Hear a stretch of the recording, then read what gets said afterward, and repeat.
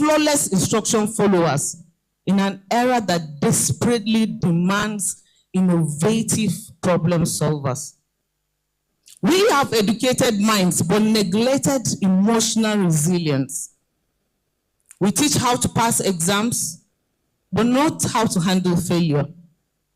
We prepare them for interviews, but not for pressure, not for uncertainty, not for relationships, not for identity, and certainly not for purpose. We leave them entirely unequipped for the messy and unpredictable test of real life. I heard a story of a sophisticated, talented hairdresser who knew his onions, but he was always struggling, always looking distressed. And one day he was asked, "Why are you struggling?" And the answer he gave was, "There is no work." "And what do you mean there is no work? With all the women moving around with fancy hair, like my hair, and you still say there is no work?" He said, "Yes, they no longer do their hair. They wear wigs." My sister is wearing one right now. But you see, two critical things surfaced in the hair industry: hair, natural hair, and wigs. And he was struggling because the season had changed in the same industry where he used to be a superstar. But he was not prepared for the change. Neither did he respond to the change until somebody else noticed it and called his attention to it. And that was when he went back to learn how to make wigs, how to maintain these wigs for people, and how to style natural hair. He created a new business for himself.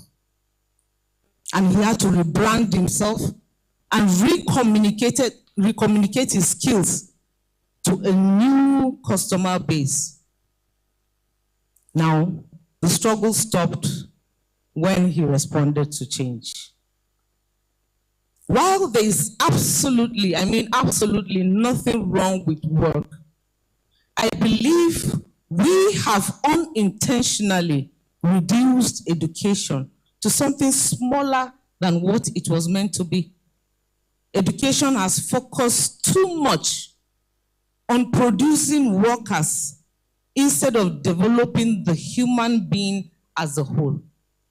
Schools and institutions mostly celebrate the intellectually sound students, the first, second, third positions, highest average, first-class students. What of that unique child who is excellent at non-verbal reasoning? The only one who gets to fix that complicated puzzle correctly. How about that student who consciously takes initiatives without being told? If academic performance tells us what a student knows, uniqueness often tells us who that student is becoming. And usually parents, they play a vital role here. They place so much emphasis on academic achievement, thinking is the only way or the only pathway to economic security. But I tell you this morning, success in life is more than academic intelligence. I didn't come up with this theory all by myself, but through experience of working closely with people from different walks of life. Students, young graduates, individuals, families, my family inclusive. And I noticed a pattern.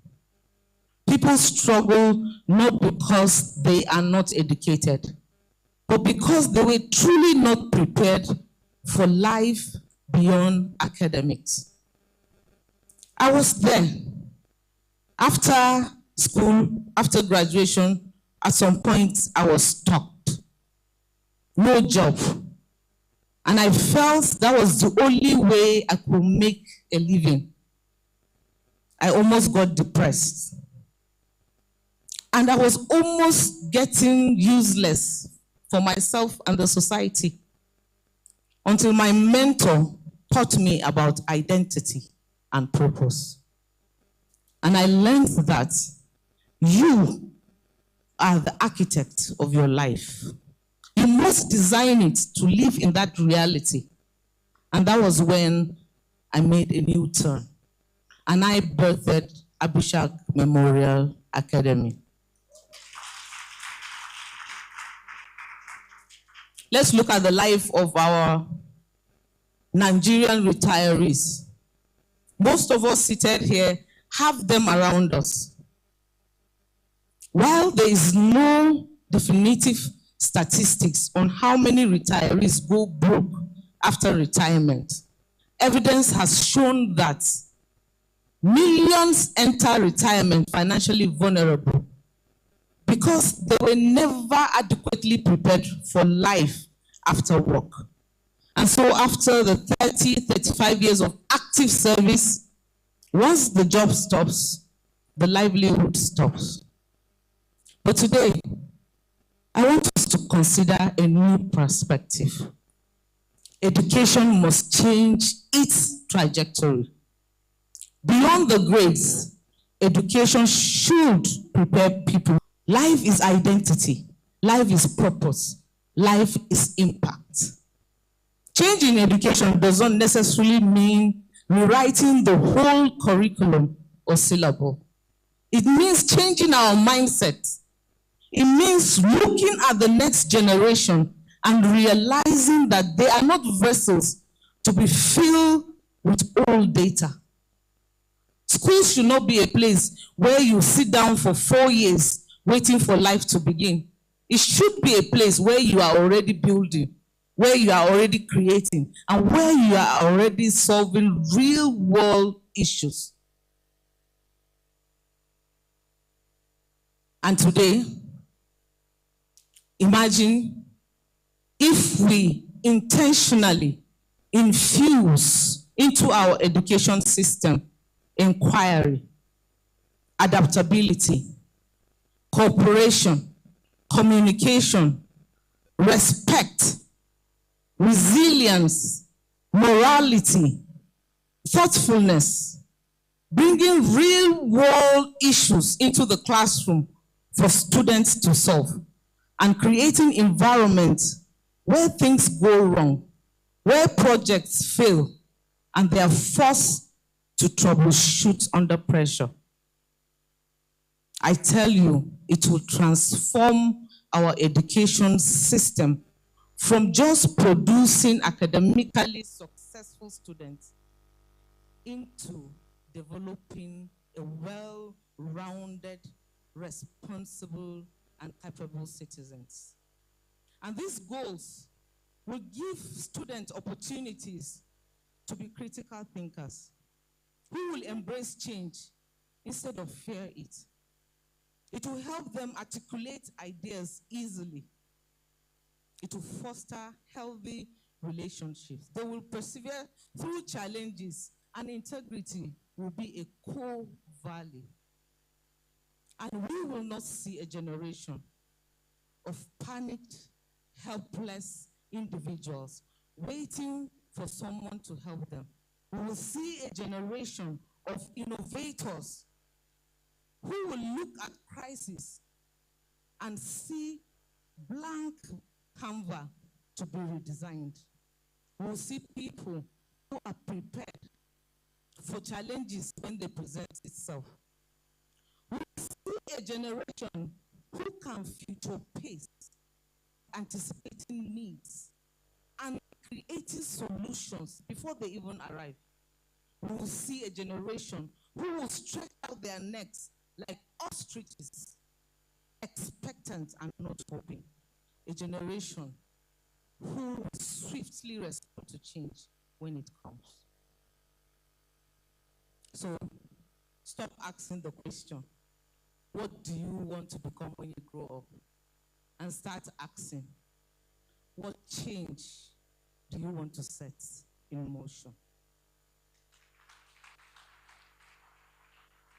I challenge parents, educators, leaders present here, that when you leave this room today, you go out there and create an environment of possibilities for every child, every student, every young man and woman, not just merely for work, but for them to discover their potential and to change the world entirely.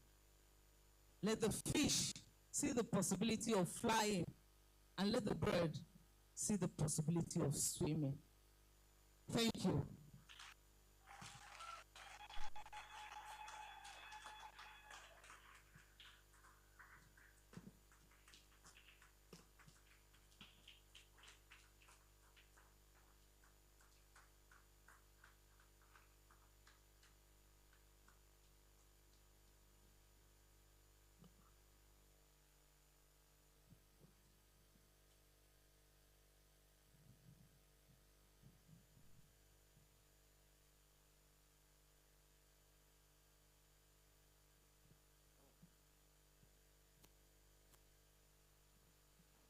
Good afternoon, everyone.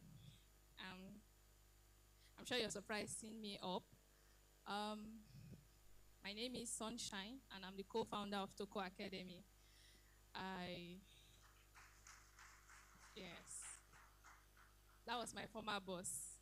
Okay, so I'm here to talk about one thing, which is to portray on what Mrs. Mologo just said. She's mentioned something. She said you don't survive because you have a degree. You survive because you respond to change. That brings me to why I'm here. We are having our kids summer coding class at Toko Academy. Toko Academy, we not just empower people with digital skills, we mentor them, not just to think of just having an education, but to also see that they have potentials to do more. Most of the flyers that you saw advertising to TEDx Yola were designed by our 14-year-old students, some of them. So that makes you think that these children have a lot more to offer than what you just think that they can do. Now, Toko Academy, we are the main organizers of TEDx Yola to bring like-minded young people together, sitting under these powerful talks so that we can ignite change in our community. We'll be having our KISS coding class in August, where we'll be teaching children how to code, Scratch programming, Microsoft packages, graphics design, AI and robotics, and web development. Now, you'll be asking yourself, if I give them a computer, they'll play a game. It will shock you what children can actually do when you give them a computer. It will actually shock you. Our best graduating student last year was a 5-year-old child who was able to program his own game, and he's still doing that up to now. So I encourage you, if you have your child age 6 to 18, we encourage you to bring them this summer so that they can learn a skill with us. Now, you're wondering why I said a 5-year-old and I said 6 years. A 5-year-old that can read. That is, he understands how to read. If your child is 5 and knows how to read, then you can bring them to our academy this summer. I hope with these few points of mine, I've been able to convince you that you should enroll your children in KISS summer coding class. Thank you.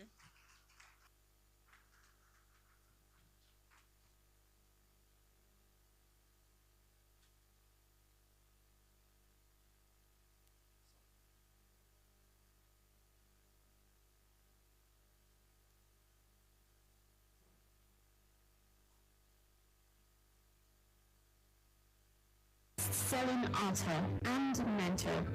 With over 18 years of ministry experience and academic credentials in computer science and financial engineering, He has dedicated his life to proclaiming the gospel of God's grace and helping people discover purpose, freedom, and transformation. His message consistently challenges the idea that spirituality and societal relevance are mutually exclusive, inspiring people to become spiritually empowered, socially influential, economically productive, and politically relevant nation builders. As the visionary behind landmark initiatives such as Mad Praise/Voice Night, the Naked Gospel Conference, and the Algorithm Conference, Pastor Tosin has created platforms that bring together thousands of people for worship, personal growth, entrepreneurship, innovation, and leadership development. Through his gatherings and his brother ministry, he continues to shape lives, challenge perspectives, and inspire a generation rooted to meaningful progress. Today, he joins us to share his TEDx Yola talk titled Clarity, the moving spark behind meaningful progress. Please join me in welcoming Pastor Tosin Komolafe.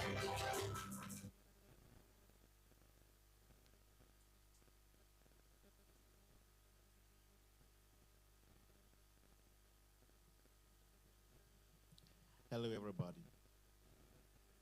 Imagine boarding a plane in Yola. You get into your seat comfortable, you sit on the plane, the engine starts, and the plane hits the runway, and the plane takes off in the air. Everything is comfortable, everything looks fine. The passengers are comfortable in their seats, the crew members are professionals, and the plane is moving at hundreds of kilometers per hour. But there's one problem. The pilot is moving in the wrong direction. Now I have a question for you. Does it matter how fast the plane is moving? No. Does it matter how powerful the engine of the plane is? No. But that is how many people live their lives today. They move in directions they've never really clarified. People are going to destinations, they are moving in directions that they've never really clarified for themselves. And once you don't have clarity, clarity creates confusion. And confusion creates waste. Waste of time, waste of energy, waste of resources, waste of money.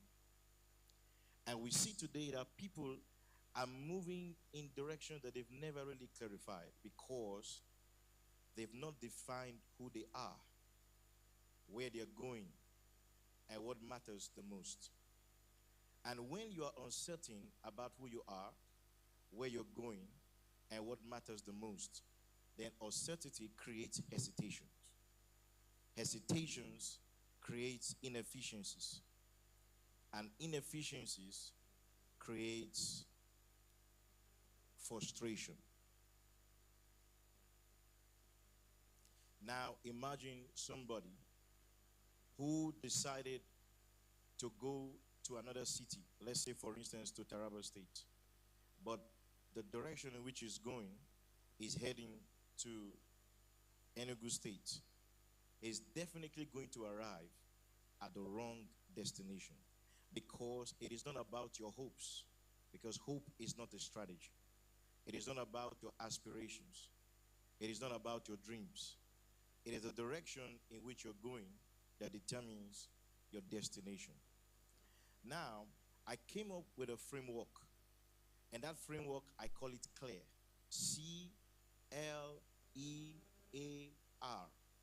How can you clarify where you're going? The first word is you need to clarify the outcome. You need to decide and know exactly where am I going with my life?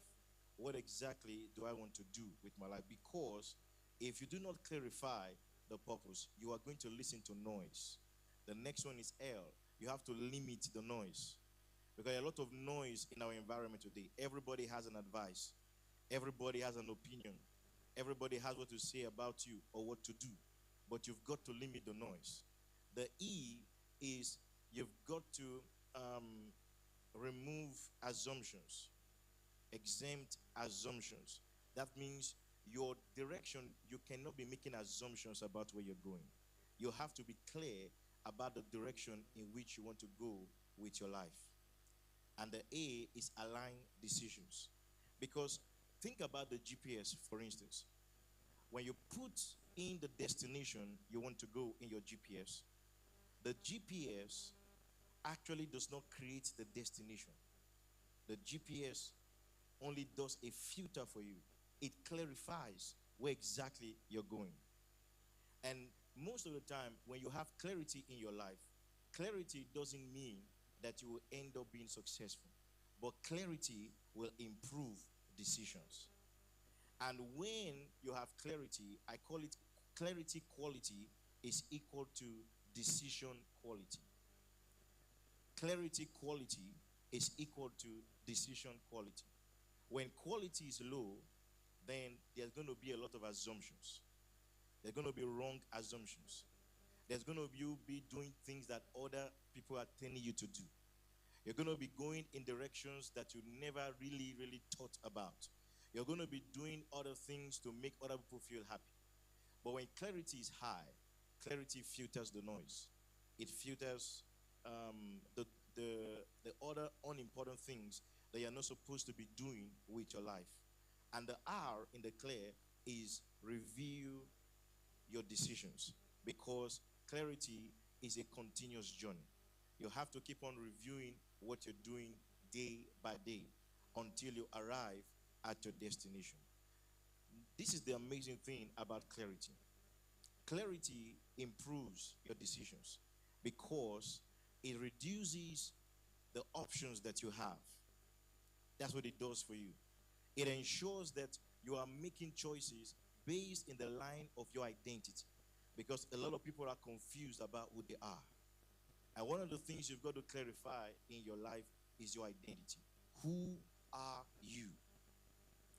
And the next thing you need to clarify about yourself as a person is your abilities. What are you made up to do? Or, I would say a better word, your direction. Which way are you supposed to be going?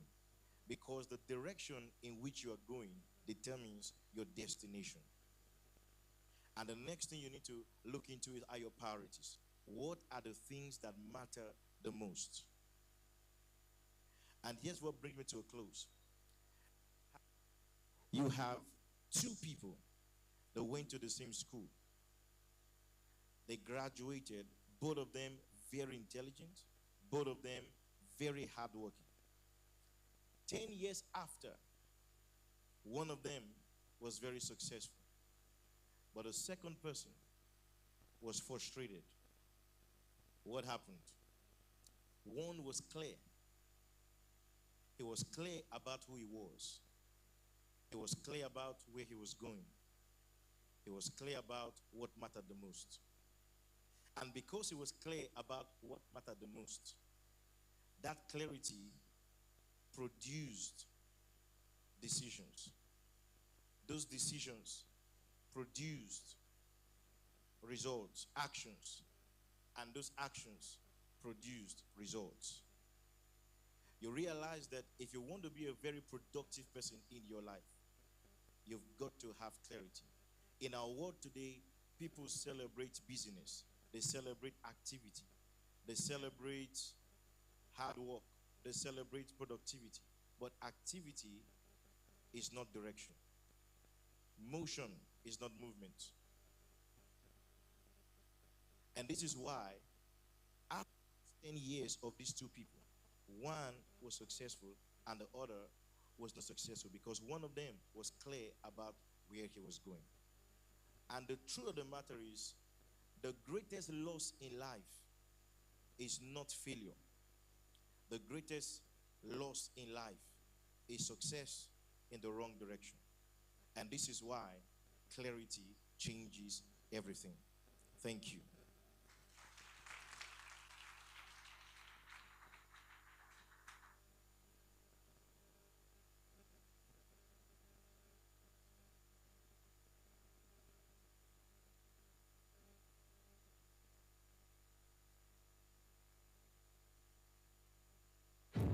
Dr. Elisha Bello is an executive director and development leader with extensive experience driving social impact, organizational growth, and community-centered initiatives. Throughout his career, he has led multidisciplinary teams and programs focused on sustainable development, governance, and systems change with a strong emphasis on empowering communities to take ownership of their development journeys. His work has contributed significantly to policy dialogue, institutional strengthening, and innovative approaches to addressing complex societal challenges. Passionate about leadership and transformation, Dr. Bello believes that lasting change is achieved when communities are trusted and equipped to lead themselves. His work continues to shape conversations around accountability, ownership, and long-term impact, challenging conventional approaches to development and aid. Today, he joins us to share his TEDx Yola talk titled Aid Can Start Change, Ownership Sustains It. Please join me in welcoming Dr. Elisha Bello.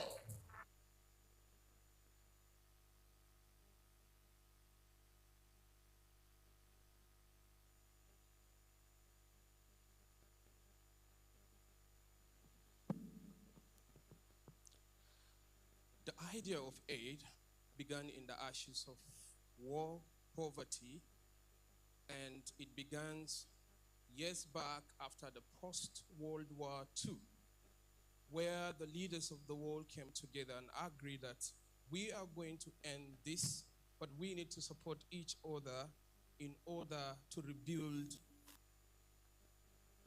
The European people began the idea of aid with the notion of declaring that other nations that were affected as a result of the World War II should be supported.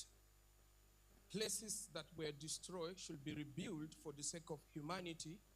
Those that don't have food should have food. Those that don't have shelter should have a shelter. But along the line, there was a shift. And the shift happened in 1979 when then the former president of the United States of America changed the declaration and made it to become an interest-based aid support. How many of you heard about the US aid, the UK aid, European Union intervention, then coming back to our dear country where we have faced so many challenges? Aid is supposed to support you for that moment so that you can step up to go to a better life and restore back your dignity. It's not about caging you or giving you a rescue that you should continue to remain in that bondage. However, international policy came up, declaration came up, the Geneva Declaration and adoption of the Declaration of the International Humanitarian Laws came up, other support, nation sovereignty adopt their own basic principle to govern how they should support other nations. But I'm bringing you closer to see what is the problem and what are we doing about the problem today to the people we serve and the people that deserve our help. There's difference between assistance and aid. Send me a message that you need an urgent 2K to assist you to get out of that very serious issue that you are passing through. If I am a diplomat, I will define it as aid. And I will write it in the book of my support to say, on so date, I have given an aid to this person when he's passing through this issue. That's the difference between assistance and aid. But I'm bringing you closer to something so that you will understand what is happening. We are today in the world that is called singularity. In case you don't know, that is what we are today, singularity. And what singularity means, for those who are working in the humanitarian and developmental sector, they have experienced a shocking wave last year and last 2 years by the US government, where they changed the perspective of their intervention from aid to interest-based singularity intervention. It means we are giving you aid, but we have to get something in return. That is the real definition. And without getting anything in return, you don't deserve our aid. It's either you adhere to our principle, to our policies, or anything that will benefit us, then we give you aid. Now it has become transactional. And it took us back to the era of pre-World War II, where trade by barter, exchange for commodities was going on, where there was no currency, and where the colonialism was high, and imperialism began to come in, where you and I, we don't know the resources we have in our country, but they will come and tell us the benefit and the importance of the resources. Ladies and gentlemen, I want you to know, when someone gives you aid with the objective of supporting you for the moment you are, you should have a clear and clarity towards what it intends to do to you. You will not be in need of food for me to come and give you a shelter. Maybe you have a shelter. You may not be in need of shelter, then I provide to you flour. You don't need it. All you need is shelter. So what are the objectives of aid to you? Now, coming back to our country, Nigeria, where we have so many issues that have been disturbing us for more than 2 decades. The insecurity, the poverty level.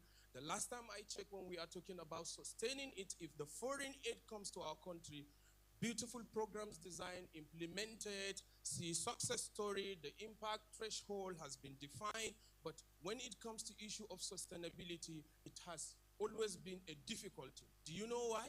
Because sustainability can only thrive in a very good system. Where there is no system, you can only see the sustainability in theory. But to take it to the right way to get it done is going to be very difficult.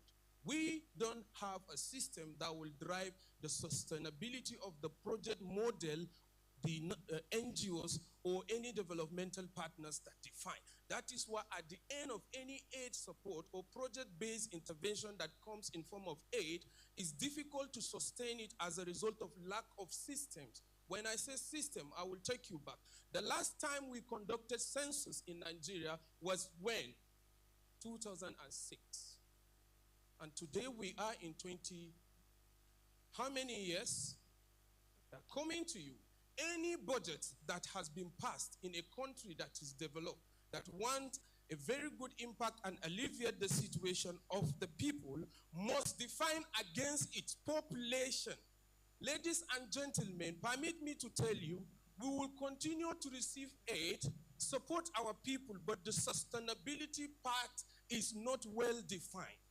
In as much as we want the sustainability, you and I have a role to play. Define a system. A traffic light you don't respect. A common laws that you said, don't go this, you will go right. And you are expecting a system to work. The aid you can give to the government is not about money. It's not also about the shelter you will provide as an individual. You have what someone doesn't have, conscience. You have what someone doesn't have, good sense. If he's coming to the right, go to the left. We must build a system that will sustain us. Protecting our infrastructural development is part of the sustainability we are talking about if our other counterpart or another sovereignty nation support us with aid. I'm coming back to that. Let me tell you something that will help you when you go out. Every nation wants something from another nation. Nigeria is blessed with a lot of natural resources. This is where it's coming, and I will tell you today, when you check the singularity policy that has been defined, the first person that declared the singularity policy is Elon Musk. And believe me or not, we are in it. You don't have anything to offer. You must align in the three matrix of the singularity. One, you must viably produce something that will change the nation, the world, not only your country. Number two, you must also be part of those that will contribute to sustaining the singularity manifest. That means technology, entertainment, and design. They want to catch it. That is why I want you to know, if you are today sitting here, you don't know the meaning of the text and the X here, I want to tell you we are in it. People saw it far and it comes as a result of aid. The topic being discussed is to support humanity to grow by giving aid. Donors contributed for this activity and they will go and write it as part of their social corporate responsibility, and it will reflect in their overall intervention. But mind you, what are their objectives? Some of them presented their businesses here for us to buy.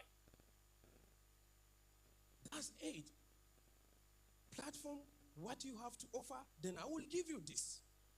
I want us to understand the IDPs, the refugees that we have, and the support they are given is being defined today in the category of what I will explain in few minutes before I sit down, called conflictpreneurs. The intention from the beginning, I said, as is being declared post-World War II, is to support other nations to build their shattered economy. That was the concept of aid. However, as a result of oligarchs, it has turned to become an oligopoly category of business, whereby multiple international organizations registered, where they are doing what is called rent seeking. They are not creating new policy. However, they are lobbying so that that existing policy, the Eighth Declaration, will favor them so that they will continue with their other businesses. Example, we all agree during the COVID-19, it has been said there's a stock of vaccine that want to enter the market. A lot of theories came out, but we all believe at the end of the day it was a business. But we received aid upon aid that we used to buy the drugs, or that we used to buy those vaccines to come into our country. Why I'm saying this is simple. If Nigerian government want to change its citizens or the less privileged and underserved to start building from just being beneficiaries, they should build a system. You and I have a role in building the system, and I am igniting you today. Go and start thinking towards building a system that can contain everybody, not you. Before I sit down, I want to tell you this. In 2016, we are all aware about the rampant number of internally displaced persons in Nigeria, which is almost 3.7 million, the highest in West Africa. A nation came to Nigerian government, said, we're going to help you because it's high, to give you some money to build shelter, to build infrastructure, food support, and otherwise to these internally displaced persons. However, we don't have any reliable ministry that we will be communicating with. Immediately through executive order, the President of Nigeria, on the 21st of August 2016, he declared and created a ministry that is called Ministry of Humanitarian and Disaster Management. A money has been pumped up, co-funded by Nigerian government, but yet still, in 6 months, the population of, or the statistic of the internally displaced persons has increased with about 37%. Lack of infrastructure and lack of system put in place to sustain and manage resources according to the way it should be, it has affected us. You may be sitting accusing some NGOs that are doing implementation in the field. But today I want you to understand what they have done is based on data. There's value for money, and there's also objective of the implementation. When they left, if there's no sustainability, those people psychologically, they have become dependent, regardless of how the project has been designed successfully. They will return back to the default, how they used to be. Only a few at some point scale through to start. What do? Let's go back to the root. Build a system. Ladies and gentlemen, I am a believer that we are more than 300 million people in this country, but because we are working for decades on assumption, we still stick to the 250 million people, which today we have 63.11 trillion naira budget that is active in Nigeria. Yet, There's no system in place to cater for the most pressing need that will affect the human lives, the children, the women, the small and medium enterprise, creating jobs so that we will not become a dependent nation, but we can also be part of those that will now rise to start sending relief and support to other nations, just like the way we receive from other countries. Ladies and gentlemen, for us to get it right, if you are here thinking you want to do any support intervention, just like the way every day I woke up, I see 10 messages with urgent 2K and 5K, I want you to know this. You must define the objective. A money that is meant for food and shelter will not be used for health infrastructure. A money that is meant for school fees, it shouldn't be used for organizing a barbecue for a success of an exam. It should be channeled to the right and appropriate objective that has been defined. I will say this. 9 years working in development and humanitarian organization, quite a lot of things happening outside because of lack of awareness. People must understand how the system works. People must understand why this thing is being carried out and why these people are coming. 3 days ago, the German government, through counterfunding, they have provided 371 million euro to support 3 categories: agriculture, skills development, and women empowerment, through categories with Nigerian government to co-fund it. The president of your country and my president published this on his wall. But will you ask of it? Or will you be those amongst that doesn't understand accountability? You receive National Microfinance Bank loan, you think is a grant because you don't understand between aid assistance and grant, and now they put a default recurring debit on your account. You are escaping it by using the fintech so that you can do your transaction. Do you have a moral right and justification to come and start questioning well-defined, structured, and principled intervention for sustainability? Mind shift needs to come in, and we must challenge ourselves, because you yourself, you are a donor. Myself, I'm a donor. I want to go down with this. How many of you ever send urgent 2K? How many of you ever receive urgent 2K? Ladies and gentlemen, with this, I will come to conclusion that will you continue to sustain to give that the same beneficiary urgent 2K for 1 year? Will you teach him to start earning so that he will also give someone 2K? With this, I have defined to you assistance, aid, come with objective. And when you continue to do to him, please, 3 times, 4 times, call him to tell him, can you sweep my house?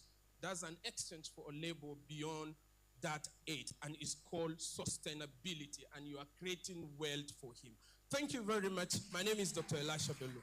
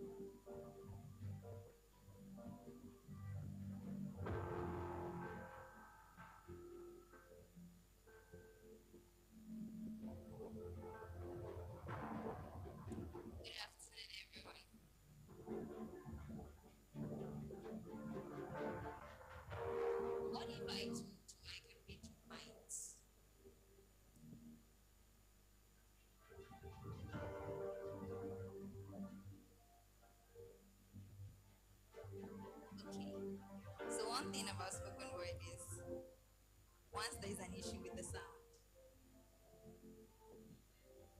are we playing it from the top? Because it's calculated. Thank you very much.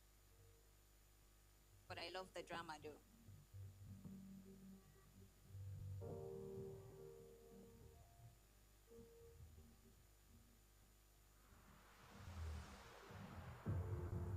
What if I told you I could read your minds? Now, I have questioned the way people think by how I see an average man act. I have read the minds of people, and I had realized that today, normal is abnormally. Yes. What an average person calls normal today is actually an abnormally. And I don't want to say you're an average person, but listen to know if every single thing you're doing is actually normal or abnormal. So look at me. You came to this earth as a solution to make the earth better than you met it. You produce through creativity, exploring every single idea that comes to your mind. The sound of that is actually strange because an average person does not think he's a solutionist, but tag this exact statement as normal. Talking about abnormally, this is the common man's abnormally. Ideas say the world is my stage, but boundaries say no, not yet. You're too small. You don't have the confidence. You don't have the knowledge. You don't have what to wear, what to say. You don't see. You don't now is globally recognized. Let's say you don't speak English well, and you're expecting to it's normal because I cannot speak well. I am not going to do it today.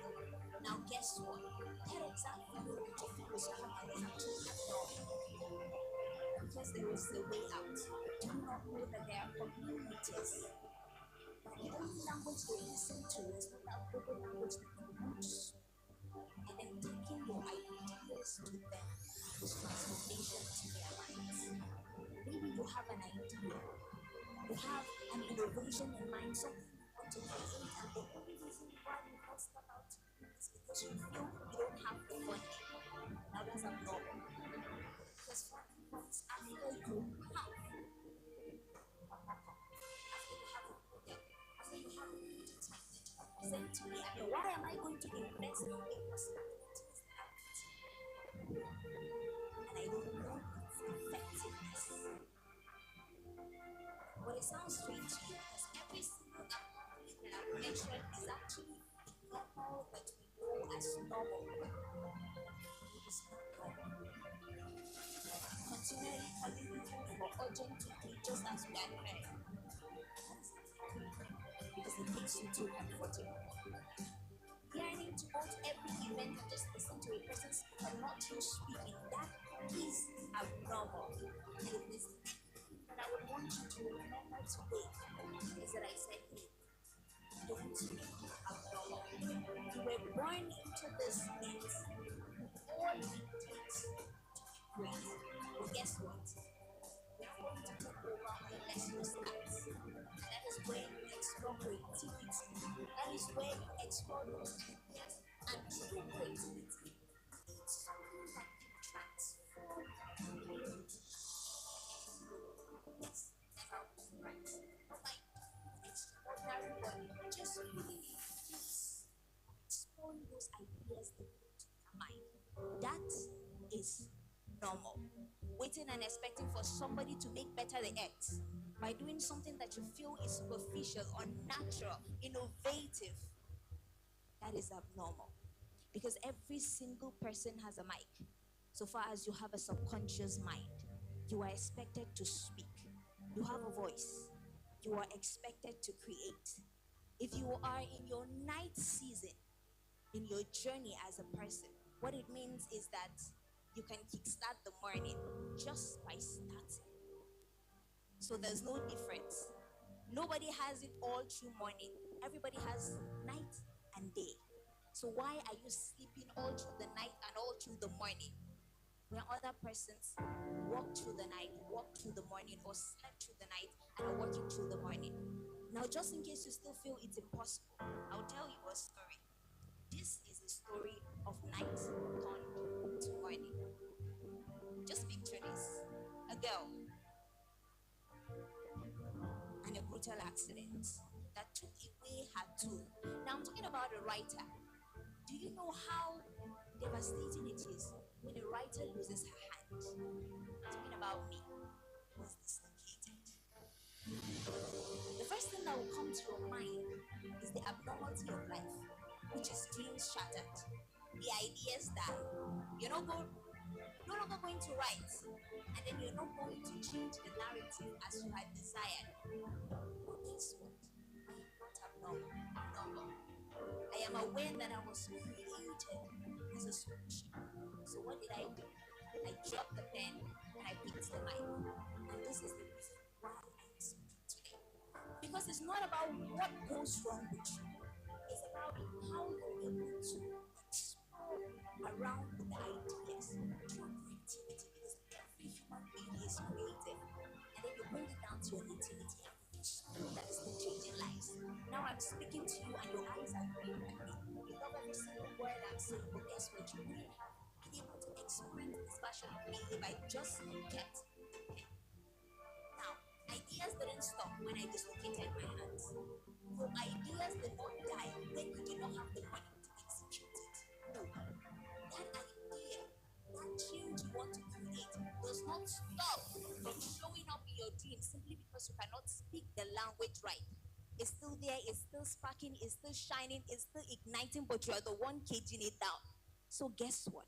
Your creativity, your ideas, the innovation, the change you're supposed to bring to humanity are all caged by you.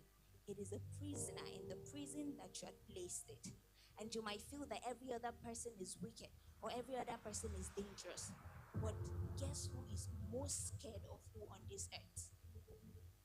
Your ideas, your mindset, the solutions you're supposed to bring to earth. They are all under the fear of you choosing to be abnormal rather than being normal. So, I want to leave you with a statement. Do you want to be an abnormal person or do you want to be a normal person? The abnormal person does every single thing that every average person is doing in the world today. But that doesn't mean what we're doing is right, because that was not how it was meant to be. If you were not meant to be a solutionist, you will not come into the earth and meet a problem. Or all the solutions to the problems you've been seeing will not come to your mind. It will come to the mind of the person that is supposed to get the solution for it. So, ladies and gentlemen, if there's anything you to remember today, is that having sat under every single teaching, having experienced every speaker, never choose to be abnormal. Thank you.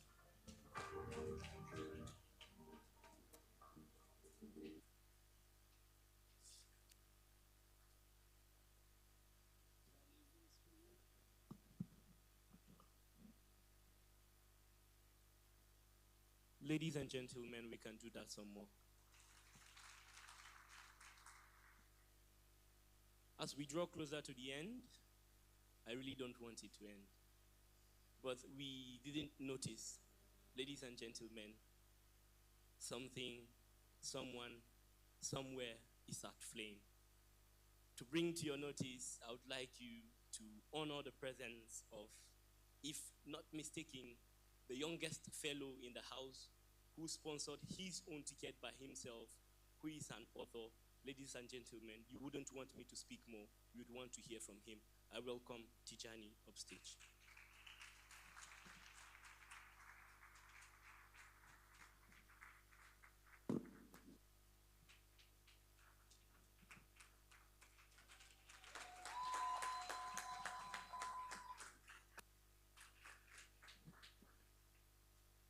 Good day, everyone.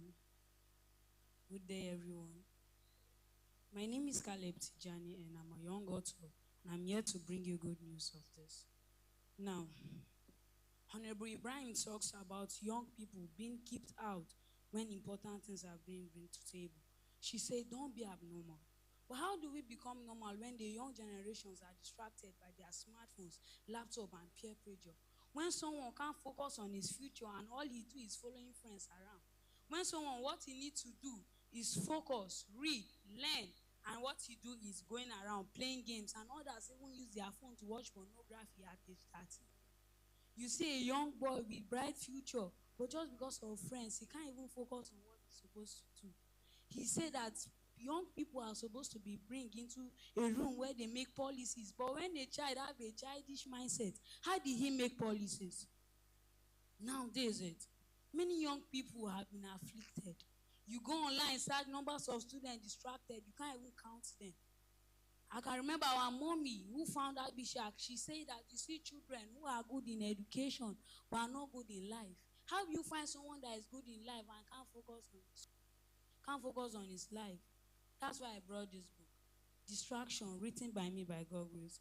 It's a book that talks about young people being distracted by. It's a book that talks about young people being distracted by their smartphones, laptop, and peer pressure, which helps a lot of them to focus on their future. This book is a solution, I tell you. Grab a copy before a year's old. Thank you.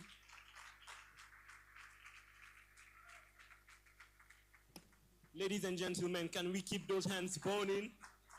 Can we keep those hands burning in applause for this young man? Indeed, you agree with me that I would rather stop saying what I was saying and allow him say what he says. And indeed, we are really happy that we've heard this from the youngest in the building. Going ahead, we would mention to hear a few words from people who mean well for us, people who fought every side to ensure that they bring forth their contributions to this stage and make us all gathered here, people who had put in mind to see that today becomes a success. And indeed, we are living testimonies to that. I'll be welcoming very shortly to stage to say in few words appreciations and messages to us in no precise order. They would come in shortly. I would invite Rally Media, Mark Brands, Last Palo, and then last but not the least, Himas Properties.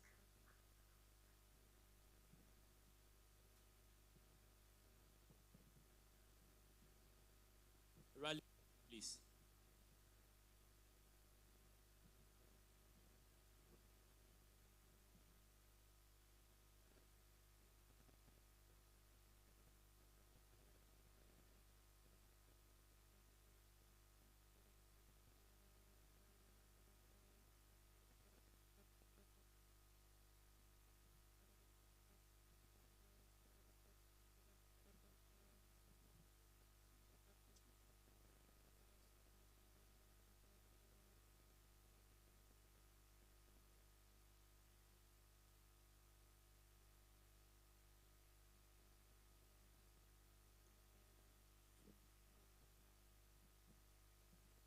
So, ladies and gentlemen, without retracing steps, we would take a quick turn to take us quickly to the most beneficial moment which we will be having shortly. But before then, without receiving the very few words which they would share with us, we would like to switch up to honor them in a way that they have not honored us, because they've honored us more than we think we can honor them. We would be presenting to them shortly some tokens of certificates that show how grateful we can be at the barest minimum. To facilitate that, I would welcome upstage to join me, Mrs. Gaman.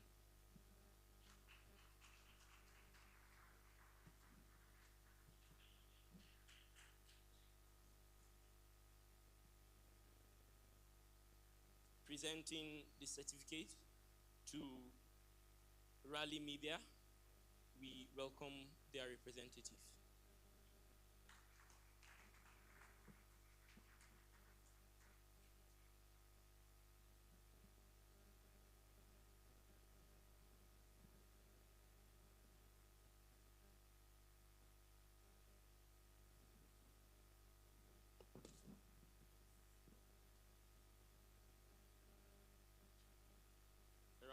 applause for them, please.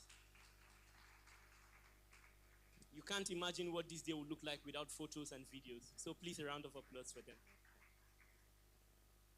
Next, we would have the representative for McBrands to join us up quickly. A very supportive one, please. We can all see how beautiful our prints and medias are. Please, ladies and gentlemen, let's do more.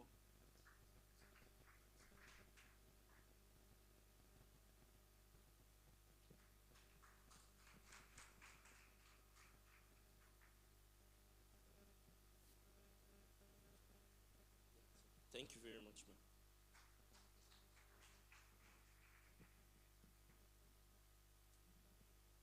Indeed, this day has been a blessing to not only myself, but to many of us, and this is evident in our faces.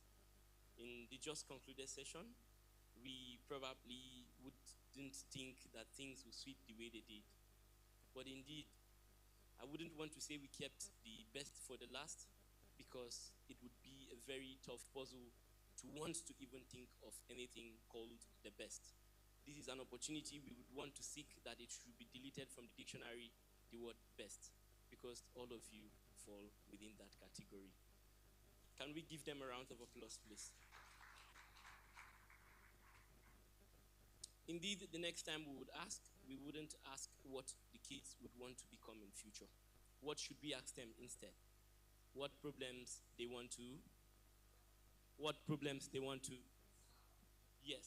And then we went on ahead straight up to also ask about clarity.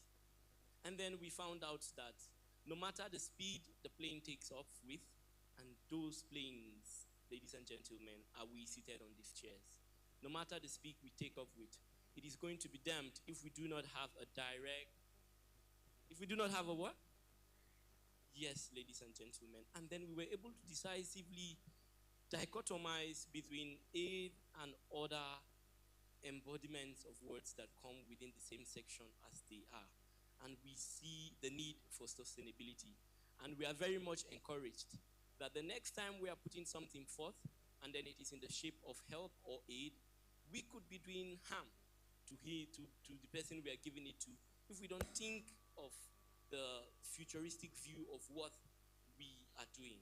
And then the next time we could assist them, and we should be able to let them do something for that. And that is going to be sustainable. It's going to be what? Sustainable. So thank you, ladies and gentlemen, for being with us all through this session to this point. It has been no little honor to have you all here, because this hall empty, this activity or this event wouldn't have taken place. Shortly, I would like to call to join me up here on stage my co-anchor for the event, please. A round of applause for her, please.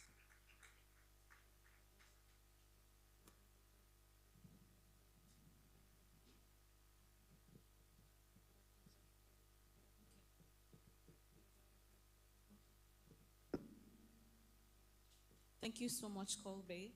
Thank you so much, everyone, for sticking around to ensure that we see the curtains being drawn all together. Before I move into the appreciation section, I would like to call on the speakers to come up stage for a group photograph, and then we'll take our closing remark. Thank you.